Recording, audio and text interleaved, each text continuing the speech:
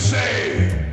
I am Iron Man. Oh, what's in the box? Flash, I love you, but we only have 14 hours to save the Earth. I have come here to chew bubblegum and kick ass. And I'm all out of bubblegum. And here we go.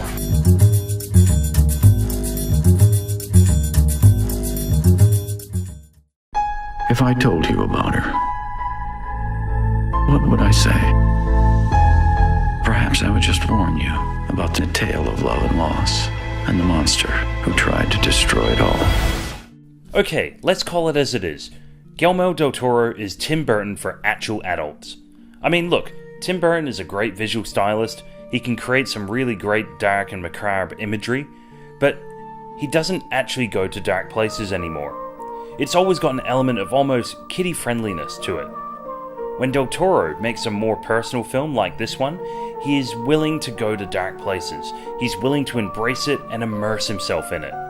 The Shape of Water is Del Toro's latest dark fairy tale meets Creature from the Black Lagoon, and this is just as strong as The Devil's Backbone and Pan's Labyrinth. The thing we keep in there is an affront, and I should know I dragged it all the way here.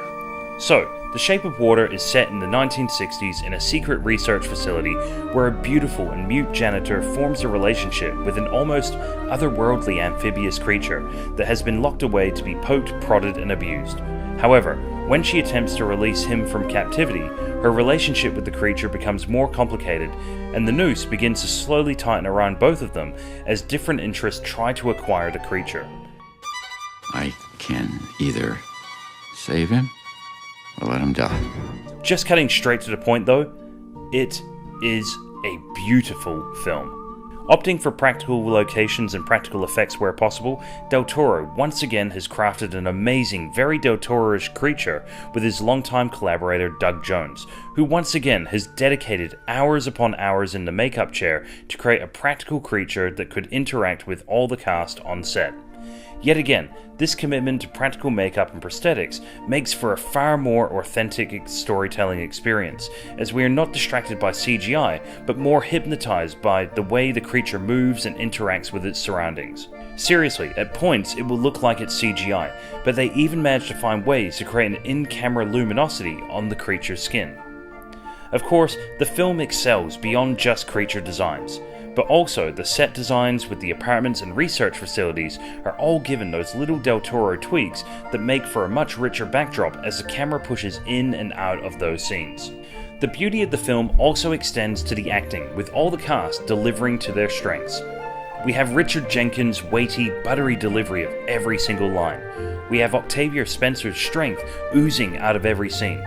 We've got Michael Shannon bringing the menace through the lines in his face to the conviction of his religiously driven motivation. Hey, do you remember when this guy was a joke in a Bad Boys movie and he was banging Eminem's mum in 8 Mile? Man, Michael Shannon's career has come a long way.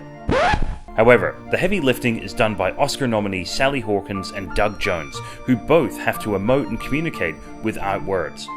Hawkins' face says it all, regardless of the situation, whilst Jones uses posture and body language to jump between horror and heart. He's a wild creature. We can't ask him to be anything else. Now, many may love Hellboy and Pacific Rim, and to be fair, they are great for what they are, but they're mostly forgettable affairs. But when Del Toro makes these more personal films, it really highlights what a great storyteller he is. The films are well paced, delve into real character moments, and always show his deep love of fairy tales. In a world where Tim Burton plays it safe yet beautiful, Del Toro makes it beautiful, takes risks, and keeps it practical. The Shape of Water deserves all your attention if for no other reason than the fact that it's an original film in a cinema full of reboots, sequels, and soon-to-be landing comic book movies. Although, to be fair, I can't wait for Black Panther.